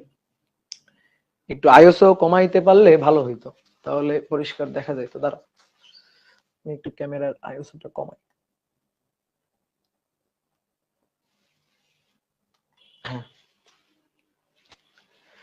হ্যাঁ এবার ঠিক আছে, দেখো, কিন্তু এবার আমি অনেক কালো হয়ে গেছি। আচ্ছা যাই হোক, আমাকে দেখতে হবে না, গ্রাফ দেখো। এবার দেখো এই যে একটা ডাকটাইল ম্যাটেরিয়ালের স্ট্রেস এবং স্ট্রেইন গ্রাফ। ডাকটাইল মানে নমনীয়, আমি বলছিলাম সেটা ই বিন্দু পর্যন্ত যাবে, ফ্র্যাকচার পয়েন্ট পর্যন্ত যাবে। তো দেখো এই যে এটা হচ্ছে সেই ও বিন্দু আমাদের, এটা হচ্ছে আমাদের ও বিন্দু, এটা হচ্ছে আমাদের ও বিন্দু। এখান থেকে আমরা পীড়ন দেওয়া শুরু করছি, দিচ্ছি, এই যে এ বিন্দু, প্রপোর্শনাল লিমিট, দেখছো প্রপোর্শনাল লিমিট লেখা আছে, প্রপোর্শনাল লিমিট অর্থাৎ হুকের সূত্র খাটবে। তারপর দেখো একটু নন লিনিয়ারলি সমানুপাতিক হয়েছে, এই যে মাঝখানের এই বিন্দুটা ধরো বি বিন্দু, এটা বি বিন্দু দেখাই নাই, এই যে নন লিনিয়ারলি সমানুপাতিক, এই যে এ থেকে বি বিন্দু পর্যন্ত। তারপরে এই যে সি বিন্দু ইল পয়েন্ট মানে নতি বিন্দু, এই যে নতি, তাহলে এখানে স্থায়ী বিকৃতি ঘটে গেছে। এবার সি বিন্দুর পরে তুমি যদি বল অপসারণ করে নিও তাহলে আর পূর্বের অবস্থায় ফিরবে না। এই যে আবার সাউন্ড শুরু করছে। এবার সি বিন্দুর পর থেকে পীড়ন বাড়াতে থাকলে আবার দেখো বিকৃতি বাড়তে থাকে, এবং সবচেয়ে বেশি পীড়ন এই বিন্দুতে প্রযুক্ত হচ্ছে। এটা হচ্ছে দেখো আলটিমেট স্ট্রেট পয়েন্ট, সবচেয়ে বেশি পীড়ন প্রযুক্ত হয়েছে। এবার তারপরে কি হবে, সবচেয়ে বেশি পীড়ন প্রযুক্ত হওয়ার পরে নেকিং শুরু হবে। এই যে সি থেকে ডি বিন্দু পর্যন্ত, দেখো ভালো করে খেয়াল করো, সি থেকে এই যে ডি, আর এটা ই, এই যে ফ্র্যাকচার পয়েন্ট ই, সি থেকে ডি বিন্দু পর্যন্ত বলা হয় ইলাস্টিক হার্ডেনিং। ইলাস্টিক হার্ডেনিং মানে শক্ত হইতে থাকবে, কি বলছিলাম, শক্ত হতে থাকবে, শক্ত হতে থাকে। আর ডি বিন্দুর পরে কি হতে থাকে, সরু হতে থাকে, কোন একটা জায়গায় সরু হতে থাকে। এই দেখো চিত্র দেখানো আছে, দেখো এই যে ডি বিন্দুর চিত্রটা, এটা এই যে সরু হওয়া শুরু হলো। এবার ই বিন্দুতে গিয়ে দেখো ফ্র্যাকচার, ভেঙে গেছে, মাঝখান দিয়ে ভেঙে গেছে। তাহলে এটা হচ্ছে সরু হতে থাকবে, ডি বিন্দুর পরে সরু হতে থাকবে, সরু হতে থাকে, বুঝলা, ক্লিয়ার? এবার দেখো নেক্সট,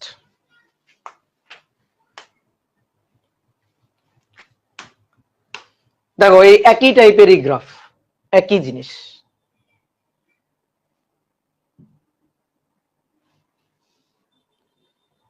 দেখো একই গ্রাফ, এখানে একটু তার দিয়ে দেখানো হয়েছে, আদি দৈর্ঘ্য এল নট, আদি দৈর্ঘ্যটা এল নট, আদি দৈর্ঘ্যটা এল নট। তারপরে যখন টেনে লম্বা করা হয়েছে, দেখো এটা কোন কোন কোন বিন্দু, এই যে এটা হচ্ছে ও বিন্দু, এটা ও বিন্দুর ঘটনা, ও বিন্দুর ঘটনা। তারপরে দেখো এই পয়েন্টের ঘটনা, এই পয়েন্টের ঘটনা হচ্ছে এইটা, এই যে নিয়ে দেখানো আছে এই পয়েন্টের ঘটনা, তাহলে এটা হচ্ছে এ বিন্দুর ঘটনা, এই যে এ বিন্দু, এটা এ বিন্দু। তারপরে দেখো এটা এই যে নেকিং, নেকিং এই যে শুরু হয়েছে, তো শুরু কোথা থেকে হবে, এই যে এই বিন্দু থেকে শুরু হবে, ডি বিন্দু থেকে, এটা ডি বিন্দুর ঘটনা। আর ফ্র্যাকচার হয়ে গেছে, ভেঙে গেছে, এটা কোন বিন্দুর ঘটনা, ই বিন্দুর ঘটনা, ই বিন্দুর ঘটনা, ফ্র্যাকচার। বুঝতে পারছো, বুঝতে কি পারছো? এখানে কি লেখা আছে, ওই যে কথাগুলো লিখলাম সেই কথাগুলো ইংরেজিতে লেখা আছে, যেমন এই যে ইলাস্টিক রিজিয়ন, তারপরে প্লাস্টিক রিজিয়ন, এগুলো এখানে লেখা আছে, আর কিছু। ঠিক আছে, তোমার এই বাংলা মানে ইংরেজি কথা এখান থেকে দেখতে হবে না, তুমি শুধু গ্রাফটা বোঝো কিনা দেখো।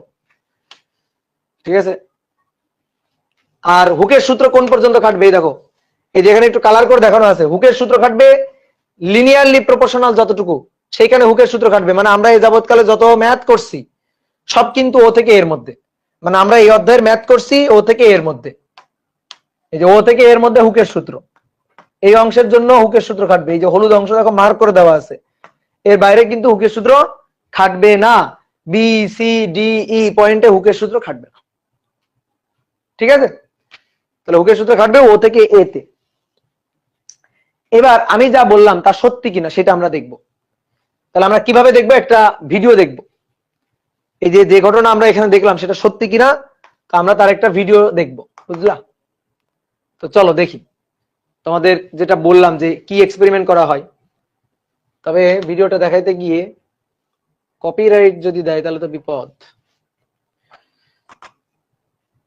কারণ ইউটিউবের ভিডিও তো, তাহলে আমি একটু কথা বলতে হবে মাঝে মাঝে।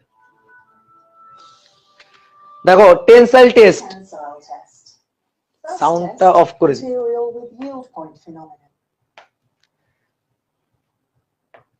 In the first scheduled point, F max as the maximum.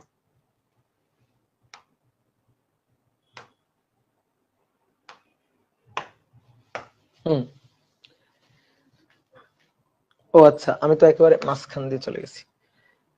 দেখো প্রথম থেকে, তো কি বলা হচ্ছে, টেনসাইল টেস্ট মানে একেবারে ল্যাব টেস্ট। ল্যাবে এটা কি করা হয়, দেখো একটা জিনিস খুব ইম্পর্টেন্ট একটা কথা, বারবার সামনে চলে যাচ্ছে কেন?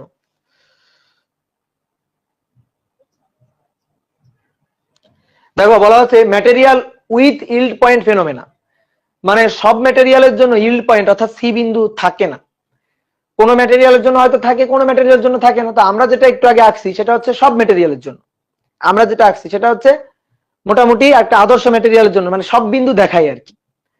কিন্তু এখন আমরা এখানে দেখবো হচ্ছে উইথ ইল্ড পয়েন্ট ফেনোমেনা, এবং তারপরে যে ম্যাটেরিয়ালটা দেখবো সেটা হচ্ছে উইদাউট ইল্ড পয়েন্ট ফেনোমেনা, মানে নতিবিন্দু ছাড়া, নতিবিন্দু দিয়ে। তো এটা নতিবিন্দু দিয়ে, আসো তো দেখো কি হচ্ছে। তাহলে প্রথমে আমরা একটা টেনসাইল নিব আর কি, টেনসাইল টেস্ট করার জন্য আর কি, মানে ল্যাবে যাব। তো এই যে লোকটা দেখো ল্যাবে চলে গেছে, ধরো এটা তুমি ল্যাবে চলে গেছো, এটা হচ্ছে রডটা, এই রডটাকে টেনে আমরা ছিড়বো, ভেঙে ফেলবো আর কি এটাকে টেনে। এর আদি দৈর্ঘ্য এল নট এবং ব্যাস হচ্ছে ডি নট, আদি।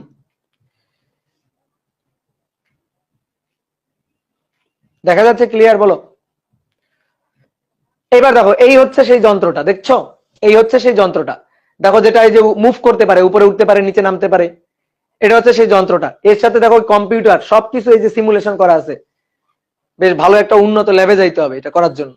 তো দেখো কিভাবে এই যে নিচের প্রান্তটাকে যুক্ত করা হলো, ঠিক একইভাবে উপরের প্রান্তটাকে যুক্ত করা হলো, এবার টাইট করে দেওয়া হচ্ছে, এই যে টাইট করে দিলাম। এবার আমি যখন মেশিন অন করে দিব তখন আস্তে আস্তে উপরের অংশটা উপরের দিকে মুভ করবে, নিচের অংশটা নিচের দিকে মুভ করবে।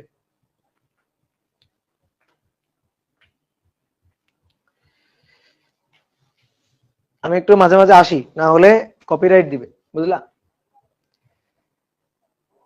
দেখো এবার এখানে সেন্সর অ্যাড করা আছে, এই যে সেন্সর, এগুলো সব সেন্সর, এই সেন্সরের মাধ্যমে আমি কম্পিউটার সিমুলেশন করতে পারবো। হ্যাঁ, এবার এই দেখো গ্রাফ পেপার নিয়ে আসছি, এই যে গ্রাফ পেপার, গ্রাফ পেপারের এইখানে হচ্ছে এই যে পজিশন মানে ইলোগেশন অর্থাৎ বিকৃতি, আর এখানে weight, KG weight, KG weight মানে হচ্ছে কতটুকু বল দিচ্ছি, অর্থাৎ পীড়ন, সহজ কথা। এটা বিকৃতি, এটা পীড়ন, পীড়ন বিকৃতি এখানে দেখাই দিব আমরা।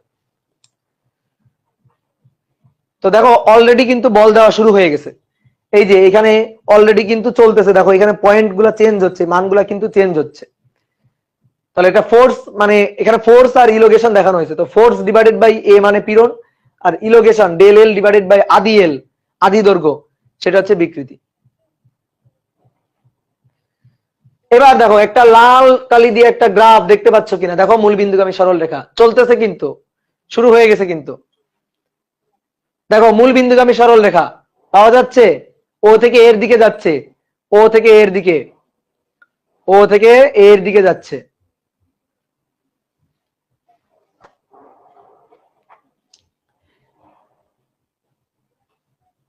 তারটা কিন্তু এটা কিন্তু বড় হচ্ছে, এটা কিন্তু বড় হচ্ছে, এই যে এটা কিন্তু দেখবা আস্তে আস্তে লম্বা হচ্ছে। এটা বোঝা যায় কিভাবে, দেখো এটা বোঝার জন্য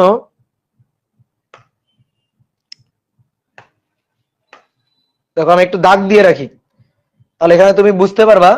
এই দেখো এখানে দাগ দিয়ে রাখলাম, এটা যে লম্বা হচ্ছে এটা আমরা পরে বুঝবো কিভাবে। এবার দেখো এই পয়েন্ট থেকে, এই পয়েন্ট থেকে দেখো নিচের দিকে, আমি বলছিলাম না কিছুক্ষণ এরকম অনিয়মিত পাওয়া যাবে, সেই অনিয়মিত বিন্দু হচ্ছে সি বিন্দু।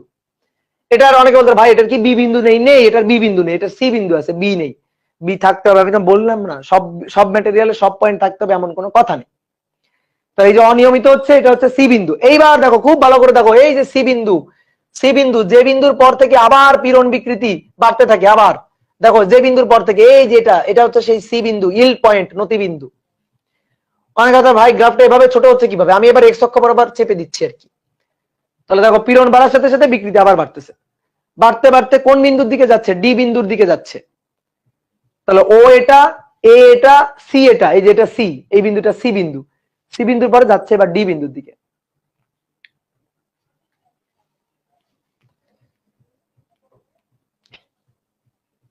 এবার দেখো এদিকে তাকাও, এবার খুব ভালো করে তাকাবা, দেখো এটা লম্বা হয়ে হচ্ছে কিনা, দেখো ভালো করে দেখো, আমি দাগ দিয়ে রাখছিলাম, দেখো লম্বা হচ্ছে কিনা, বোঝা যায় কিনা। এবার দেখো এই যে আলটিমেট স্ট্রেন্থ হয়েছে, এবার নেকিং হওয়া শুরু হয়েছে, দেখো এই যে শুরু হচ্ছে নেকিং, এই যে ভেঙে গেছে, অলরেডি এটা ভেঙে গেছে। আমি এই জায়গাটা আবার একটু দেখাই, এই জায়গাটা আবার একটু দেখাই, দেখো একটু সাউন্ড দিয়ে দেখাই, এখানে একটা বেশ ভালো সাউন্ড শোনা যায়, ভেঙে যাওয়ার সাউন্ড শোনা যায়।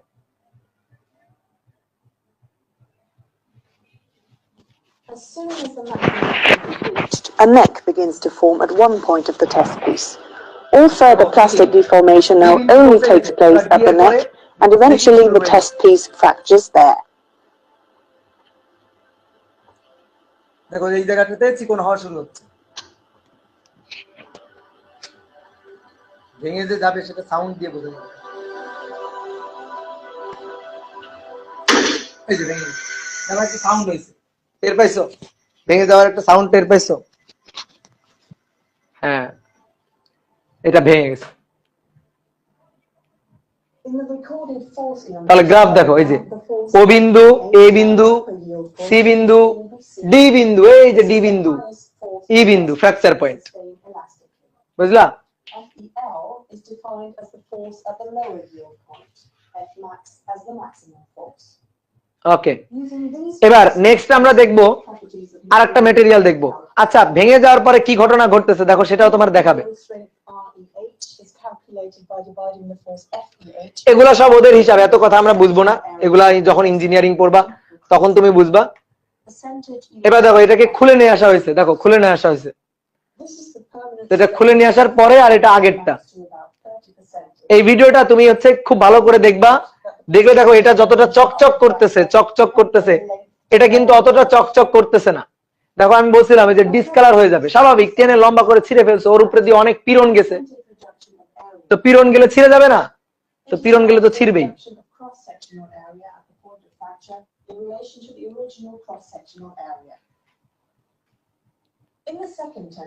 এবার 2 নম্বর test, without yield point phenomena দেখি। In this case, it is a precipitation strengthened aluminium alloy. এবার অ্যালুমিনিয়াম নেওয়া হয়েছে, অ্যালুমিনিয়ামের রড নেওয়া হয়েছে আর কি। হ্যাঁ,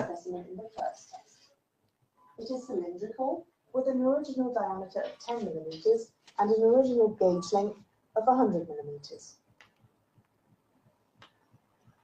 After fitting the test piece into the testing machine and panning the extensometer into its working position, the test can start.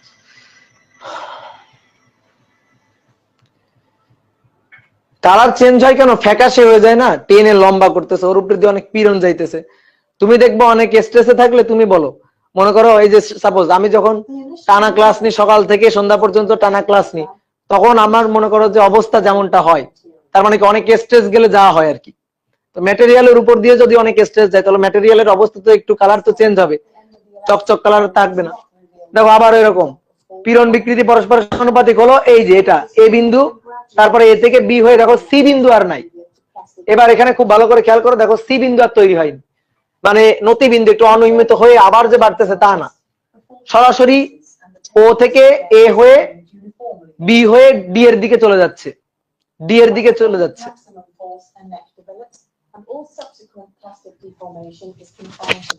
এটা দেখো Fracture finally occurs there.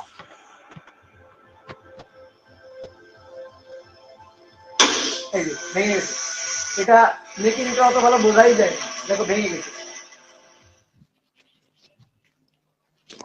As a common substitute for the yield strength, the 0.2 এটার একটু থামাই এখানে, is used.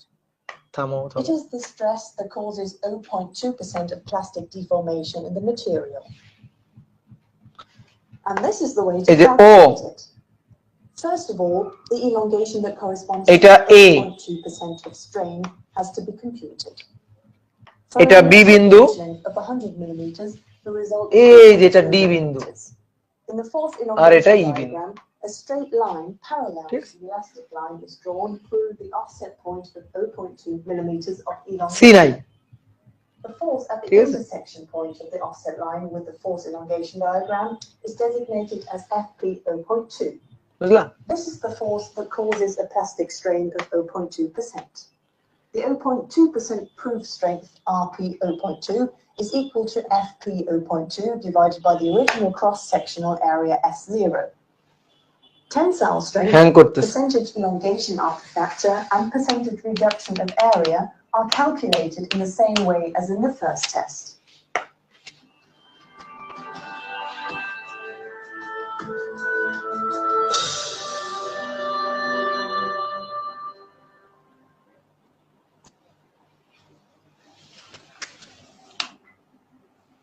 ওকে, তাহলে মোটামুটি আমরা বুঝছি তো, জিনিসগুলা বুঝছি কিনা বলো, জিনিসগুলা বুঝছি কিনা?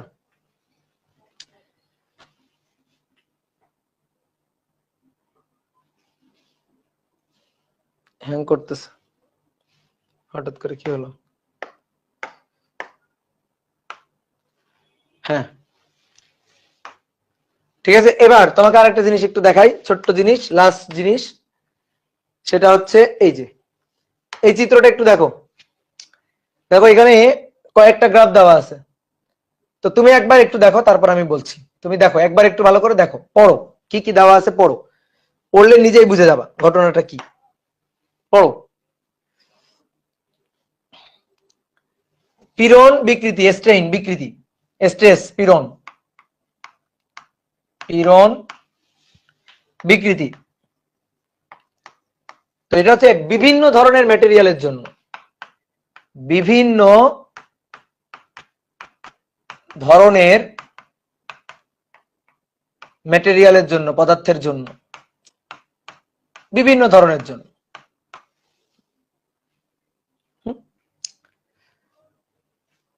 তো বুঝছো কিনা বলো, এটা বুঝছো কিনা?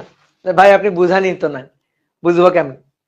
এই যে ব্রিটেল ম্যাটেরিয়াল মানে কি জানো? ভঙ্গুর, ঠিক আছে, ভঙ্গুর ম্যাটেরিয়াল, কাঁচের গ্লাস ব্রিটেল ম্যাটেরিয়াল, ঠিক আছে, খুবই মজবুত, খুবই দৃঢ়, নাড়াচাড়া করলেই ভেঙে যাবে।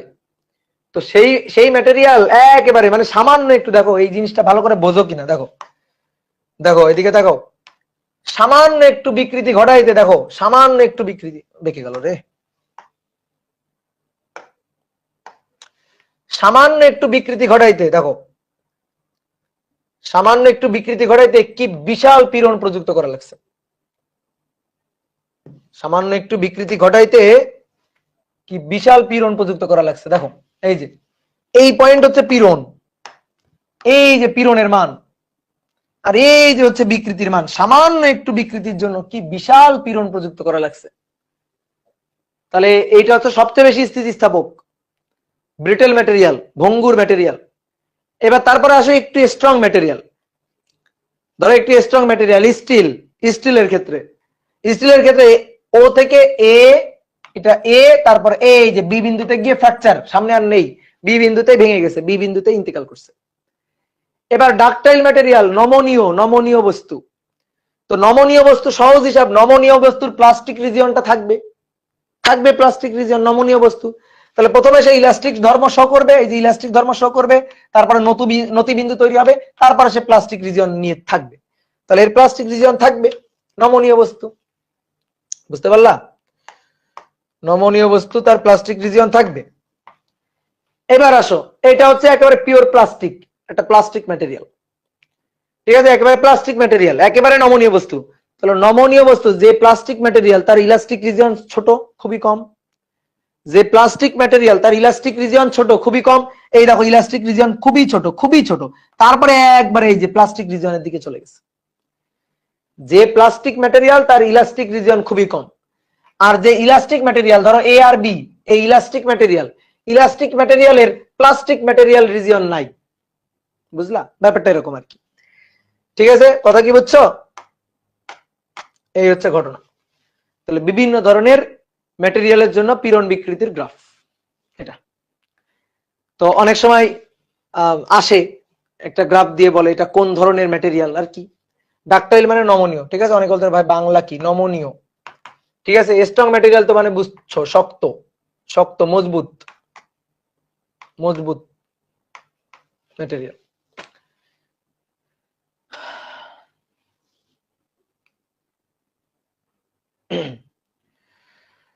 ওকে ক্লিয়ার ভাইয়া? সেকেন্ড পেপার ধরলে ভালো হইতো, উপরের নির্দেশ আসলেই শুরু হয়ে যাবে, বুঝছো? আমাকে অপার জানাই দিলে আমি শুরু করে দিব। আচ্ছা এবার শোনো, তাহলে এই অধ্যায় ক্লোজ, এই অধ্যায় বিদায়।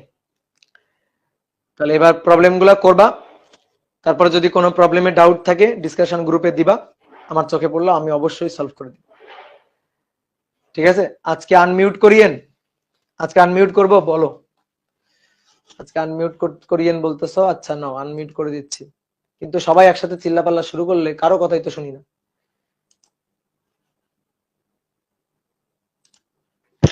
ভাইয়া আনমিউট করছি, বলো। ভাইয়া পয়জনের অনুপাতটা ভাইয়া কি নির্দেশ, কি বোঝায়? যেমন স্থিতিস্থাপক গুণাঙ্কটা বোঝায় যে কোন পদার্থটা কত স্থিতিস্থাপক, ঠিক তেমনি পয়জনের অনুপাতটা কি বোঝায়? পয়জন অনুপাতটা এই টাইপের কিছু বোঝায় না যে সে কত স্থিতিস্থাপক, এই জিনিসটা বোঝায় না পয়জন অনুপাতটা। কিন্তু পয়জন অনুপাতটা এই জিনিসটা বোঝায় যে দৈর্ঘ্য,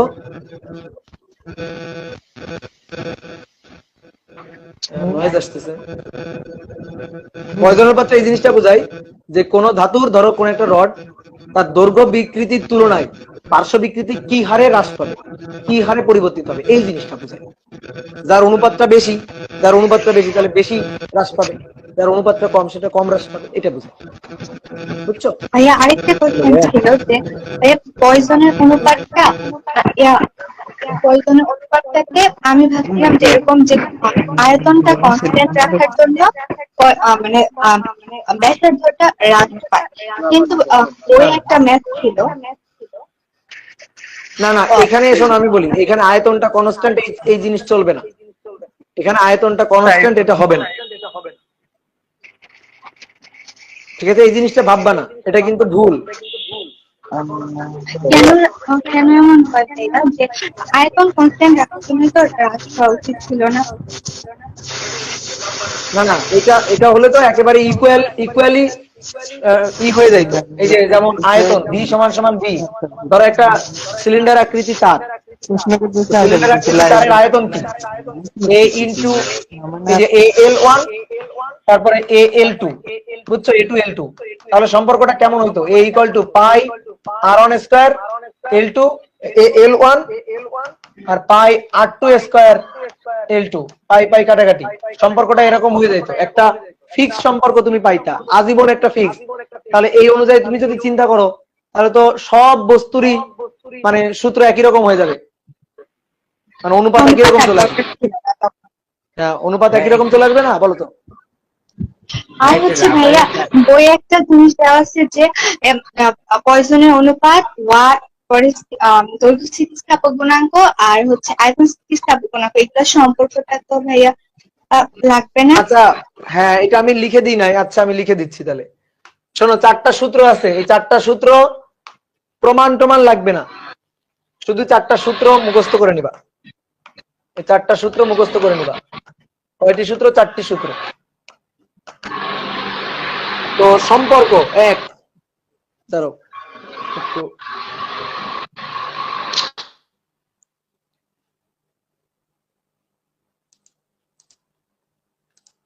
হ্যাঁ দেখো 4টি সূত্র, b equal to y divided by 3 1 minus 2 sigma, even আমারও মনে থাকে না এগুলা। তারপরে 3 divided by y 1 divided by 3b plus 1 divided by eta। 3 number eta equal to y divided by 2 1 plus sigma। R 4 number sigma equal to 3b minus 2 eta divided by 6b plus 2 eta। এই এবার কোন সম্পর্কটা কি বোঝায়? এই যে তিনটা করে দেখো, আমরা 4টা কনস্ট্যান্টের সাথে পরিচিত হয়েছি এই অধ্যায়ে। y কোন ধাতুর কোন একটা ম্যাটেরিয়ালের কোন একটা পদার্থের ইয়ং গুণাঙ্ক, ধরো স্টিলের ইয়ং গুণাঙ্ক, স্টিলের ইয়ং গুণাঙ্ক। এবার স্টিলের আয়তন গুণাঙ্ক, ধরো একটা স্টিলের রড আছে, একটা স্টিলের গোলক আছে, তাহলে স্টিলের রডের হচ্ছে স্থিতিস্থাপক গুণাঙ্ক, স্টিলের আয়তন স্থিতিস্থাপক গুণাঙ্ক, পয়জনের অনুপাত।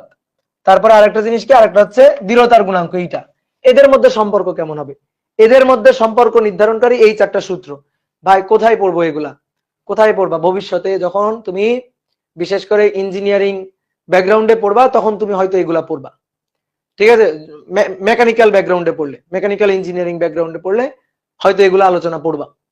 তো এই সূত্রের প্রমাণ তোমার দেখার দরকার নেই, এই সূত্রের প্রমাণ মোটামুটি একটু জটিল আছে, তো এই সূত্রের প্রমাণ লাগবে না। তোমাদের বইতে এই 4টা সূত্র লেখা থাকতে পারে, 4টা হয়তো লেখা থাকবে না, হয়তো 2 নম্বর আর 3 নম্বর। এই যে 2 নম্বরটা আমি দেখছি, 2 নম্বরটা সবচেয়ে বেশি আসছে। তো কি আসবে? এমসিকিউ আসবে 2 আর 3, নিচের কোনটি সঠিক সূত্র আর কি, এই টাইপের এমসিকিউ। অথবা এরকম বলতে পারে, ধরো আমি বললাম যে এখান থেকে একটা ম্যাথমেটিক্যাল টাইপ বলি, যে আমি বললাম যে কোন ধাতুর দৃঢ়তার গুণাঙ্ক, দৃঢ়তার গুণাঙ্ক এটা হচ্ছে ইয়ং গুণাঙ্কের দ্বিগুণ, এটা আমি বললাম। যদি এটা হয়, এটা হলে সেই ধাতুর পয়জন রেশিও সিগমা কত? এই যে প্রশ্ন এরকম করলাম যে এটা যদি 2 ইয়ং গুণাঙ্ক হয় তাহলে তার সিগমা কত? তাহলে কার কার সম্পর্ক? ইটা, ওয়াই এবং সিগমার সম্পর্ক, পয়জন রেশিও, স্থিতিস্থাপক গুণাঙ্ক এবং দৃঢ়তার গুণাঙ্কের সম্পর্ক, তার মানে 3 নম্বর সূত্র। তাহলে তখন তুমি চট করে 3 নম্বর সূত্রটা লিখবা, eta equal to Y divided by 2 1 plus sigma লিখবা। তারপরে ইটা ইকুয়াল টু 2 ওয়াই সমান সমান Y divided by 2 1 plus sigma. এবার 2 ওয়াই কাটাকাটি করে দাও, কাটাকাটি করে দেওয়ার পর এবার কোনাকুনি গুণ করে এখান থেকে সিগমার মানটা বের করবা। তো এই টাইপের এমসিকিউ আসবে, এই টাইপের এমসিকিউ আসবে, বুঝছো? এই টাইপের এমসিকিউ জিনিস আসবে। তো ক্লিয়ার? তোমরা কমেন্ট করো, হ্যাঁ যদি কোনো প্রশ্ন থাকে তাহলে কমেন্ট করো। আর তোমরা এই অধ্যায়টা পড়ো, তারপরে যদি কোনো কোশ্চেন থাকে সেই কোশ্চেন গুলো আমাকে দিও, আমি সেটা নিয়ে একটা সলভের একটা মানে ক্লাস নিয়ে নিব, কোনো সমস্যা নেই। এই 4টা সূত্রের প্রমাণ পড়ার দরকার নেই, 4টা সূত্র জাস্ট মুখস্থ করবা, ঠিক আছে? এক্সাম কবে নিবেন দাদা? একজন বলছে আইআইটি করাবেন না, তুমি একটু আইআইটি করানো হয়ে গেছে, আমি যে প্রবলেম গুলা করাই প্রবলেমের পাশে লেখা থাকে না, কিন্তু সবগুলা করাই দিছি, বুঝছো? অনেকগুলা আইআইটির প্রবলেম করাই দিছি, অনেকগুলা।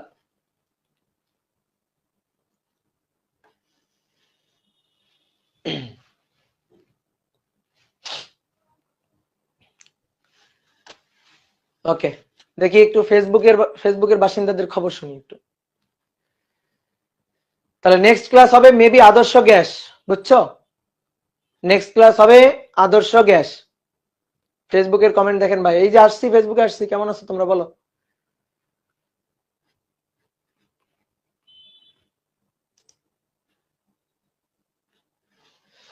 আইডিয়াল গ্যাসের আর্কাইভ দেন। আইডিয়াল গ্যাসের আমার ক্লাস নাই, আইডিয়াল গ্যাসের আমার কোনো রেকর্ড ক্লাস নাই, এখানে ক্লাস নিব।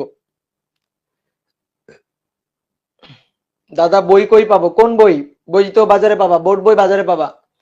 আমার বইয়ের সেল তো বন্ধ, আমার বই তো নাই। দেখি আমরা বইয়ের, ও আচ্ছা, হ্যাঁ হ্যাঁ, বইয়ের কাজ তো চলতেছে, দেখি কতটুকু কি করতে পারি আমরা।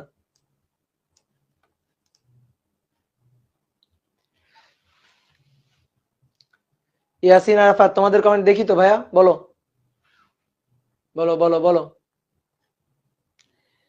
দাদা এই চ্যাপ্টার একাডেমিক প্লাস অ্যাডমিশন ডান। হ্যাঁ, একাডেমিক প্লাস অ্যাডমিশন যথেষ্ট ডান, কিন্তু কোনো পড়ার আসলে শেষ নাই। বলতে গেলে আমার লেকচার হচ্ছে কি, আমি যতবারই পড়াবো ততবারই তোমার নতুন নতুন জিনিস পড়াইতে পারবো। তো এই কারণে আমি যদি এই অধ্যায় আবার পড়াই, হয়তো আরো নতুন কিছু শিখতে পারবা। শেখার কোনো শেষ নাই, শেখার কোনো বয়স নাই, শেখার কোনো সময়ও নাই, আর শেখার কন্টেন্টেরও কোনো শেষ নাই।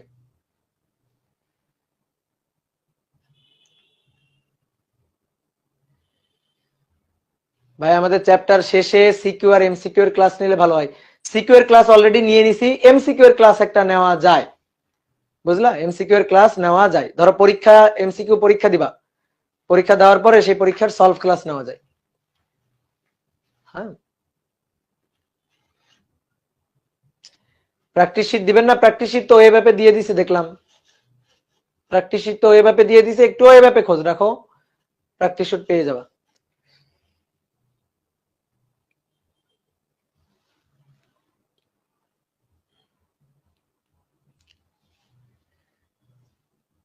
ভাইয়া সেকেন্ড পেপার শুরু করবেন কখন? সাইকেল 3-এ কি সেকেন্ড পেপার আছে? আমি যদি ভুল না করি, সাইকেল 3-এ হচ্ছে 2টা অধ্যায়, পদার্থের গাঠনিক ধর্ম আর আদর্শ গ্যাস।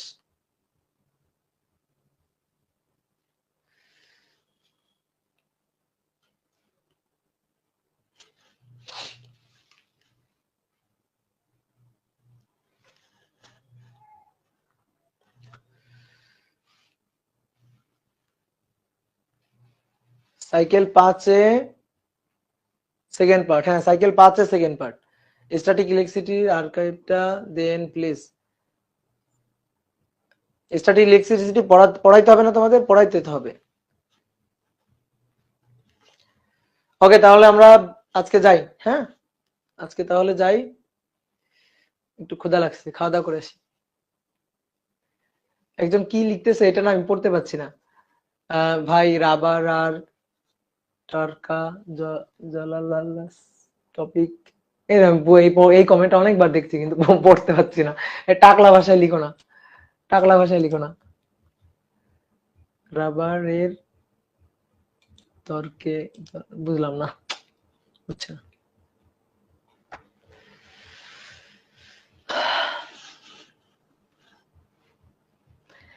আইডিয়াল গ্যাস কখন শুরু হবে? আইডিয়াল গ্যাস নেক্সট শিডিউল ক্লাসে হয়তো শুরু হবে, বুঝছো? নেক্সট শিডিউল যে ক্লাস আছে, ওই শিডিউল ক্লাসেই আইডিয়াল গ্যাসটা শুরু হয়ে যাবে। ওকে, তাহলে আজকে যাই। হ্যাঁ, থাকো তোমরা, পড়াশোনা করিও কিন্তু, পড়াশোনা করিও কিন্তু।